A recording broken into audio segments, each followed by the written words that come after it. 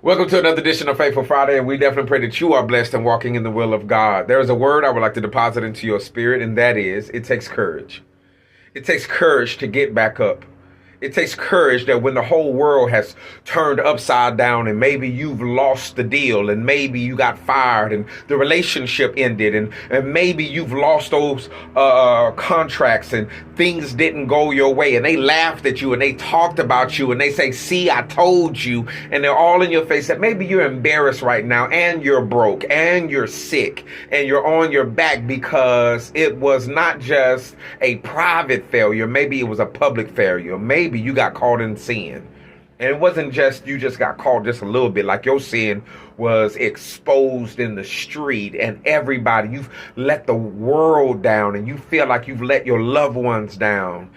And maybe you're in your bed right now and your bed is just wet with your tears and you've wallowed in your sorrow and pain. It takes a lot of courage to get up in the morning, put your shoes on, wash your face, and walk out and face your fears. That's what courage is. So you have to pray for courage.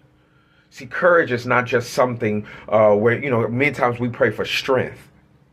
But courage is all of the things that I'm afraid of that I don't want to happen. They may have happened, but I'm going to go face them. I'm going to look my fears dead in the face and say, I'm coming.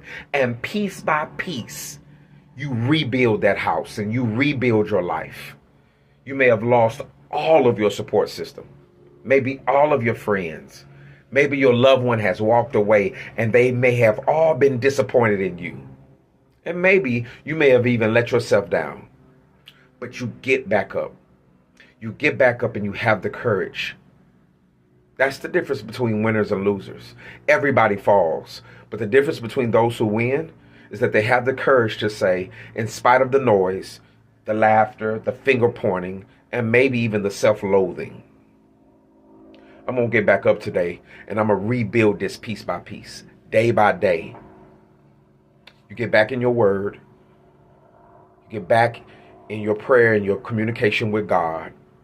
And you'll find out that day by day, you'll find out that what was destroyed, lost, or maybe even taken from you, it'll be rebuilt even better.